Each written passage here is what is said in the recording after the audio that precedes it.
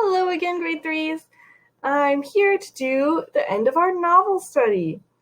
Since we couldn't finish it in class, I figured I'd read you the last chapter from my house.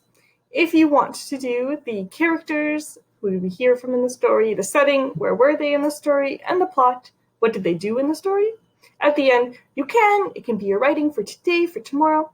If you don't want to do that part and you just want to listen along, that's okay too. So I'm going to read and you get to listen. Here we go. It's chapter 30, Charlie's Chocolate Factory. The great glass elevator was now hovering high over the town. Inside the elevator stood Mr. Wonka, Grandpa Joe, and little Charlie. How I love my chocolate factory, said Mr. Wonka, gazing down. Then he paused, and he turned around and looked at Charlie with the most serious expression on his face. Do you love it, too, Charlie? He asked. Oh, yes, cried Charlie. I think it's the most wonderful place in the whole world. I am very pleased to hear you say that, said Mr. Wonka, looking more serious than ever. He went on staring at Charlie. Yes, he said, I am very pleased indeed to hear you say that. And now I shall tell you why.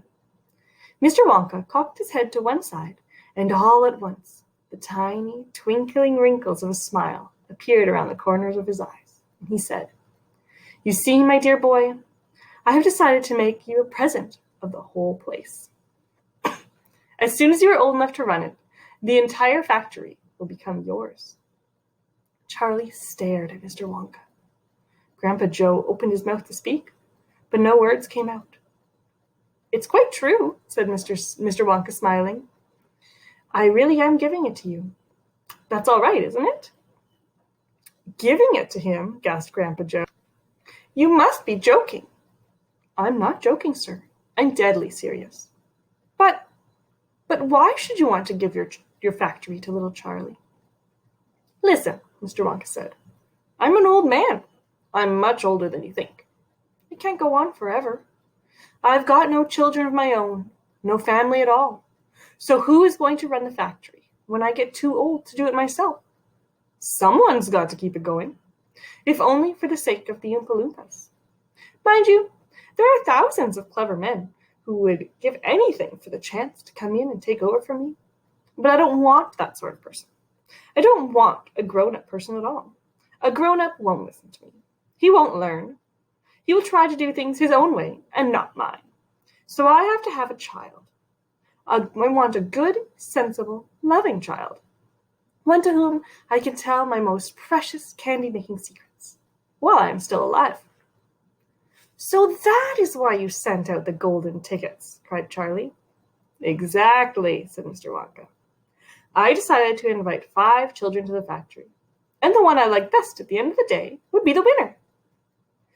But Mr. Wonka, stammered Grandpa Joe, do you really and truly mean that you are giving this whole of this enormous factory to little Charlie? After all, there's no time for arguments, cried Mr. Wonka. We must go at once and fetch the rest of the family. Charlie's father and his mother and everyone else that's around. They can all live in the factory from now on, and they can all help to run it until Charlie is old enough to do it by himself. Where do you live, Charlie? Charlie peered down the glass elevator at the snow-covered houses that lay below. It's over there, he said, pointing. It's that little cottage right on the edge of town.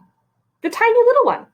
I see it, cried Mr. Wonka, and he pressed some more buttons, and the elevator shot down towards Charlie's house. I'm afraid my mother won't come with us, Charlie said sadly. Why ever not? Because she won't leave Grandma Josephine and Grandma Georgina and Grandpa Joe. Oh, but they must come too. They can't, Charlie said. They're very old, and they haven't been out of bed for 20 years. Then we'll take the bed along as well, with them in it, said Mr. Wonka. There's plenty of room in this elevator for a bed. You couldn't get the bed out of the house, said Grandpa Joe. It won't go through the door. You mustn't despair, cried Mr. Wonka. Nothing is impossible. Watch. The elevator was now hovering over the roof of the Bucket's little house. What are you going to do? Cried Charlie. I'm going to go in and fetch him, said Mr. Wonka. How? Asked Grandpa Joe. Through the roof, said Mr. Wonka, pressing another button. No, shouted Charlie. Stop, shouted Grandpa Joe. Crash went the elevator, right down to the roof of the house and into the old people's bedrooms. Showers of dust and broken tiles and bits of wood and cockroaches and spiders and bricks and cement all went raining down on the three old ones who were laying in bed. And each of them thought that the end of the world had come. Grandma Georgina fainted. Grandma Josephine dropped her false teeth. Grandpa George put his head under the blanket. And Mr. and Mrs. Bucket came rushing in from the next room. Save us, cried Grandma Josephine. Calm yourself, my darling wife, said Grandpa Joe, stepping out of the elevator. It's only us. Mother, cried Charlie, rushing into Mrs. Bucket's arms. Mother, listen to what's happened. We're all going back to live in Mr. Wonka's factory, and we're going to help him run it, and he's given it all to me, and... What are you talking about? Said Mrs. Bucket. Just look at our house, cried poor Mr. Bucket. It's in ruins. My dear sir, said Mr. Wonka, jumping forward and shaking Mr. Bucket warmly by the hand. I'm so very glad to meet you. You mustn't worry about your house. From now on, you're never going to need it again. Who is this man? Said Grandpa Josephine. He could have killed us all. This, said Grandpa Joe, is Mr. Willy Wonka himself. It took quite a time for Grandpa Joe and Charlie to explain to everyone exactly what had been happening to them all day. And then they refused to ride back in the elevator. I'd rather die in my bed, shouted Grandma Josephine. So would I, cried Grandma Georgina. I refuse to go, announced Grandpa George. Oh, they got a little picture here. Here we have the Buckets. I think their house just got knocked in. The roof got knocked down by the elevator. Oops. Mr. Wonka and Grandpa Joe and Charlie, taking no notice of the grandparents' screams, simply pushed the bed into the elevator. They pushed Mr. and Mrs. Bucket in after it. Then they got in themselves. Mr. Wonka pressed a button. The doors closed. And Grandma Georgina screamed. The elevator rose up off the floor and shot through the hole in the roof, out into the open sky.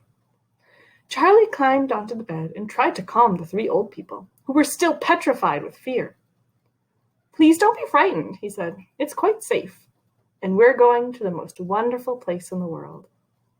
Charlie's right, said Grandpa Joe. Will there be anything to eat when we get there? Asked Grandma Josephine. I'm starving. The whole family is starving. Anything to eat? Cried Charlie, laughing. Oh, you just wait and see. And that's the end of the book. I hope you enjoyed the end of Charlie and the Chocolate Factory. If you have the movie at home, you can watch it and write down some things that are the same or different. And if you don't have it at home, we will watch it when we go back to school, whenever that might be. So I hope you liked our novel study. I'm going to be looking to see if we can start a new novel study soon. And tomorrow, I believe, is going to become a science lesson. So stay tuned for that and have a good day. Thanks.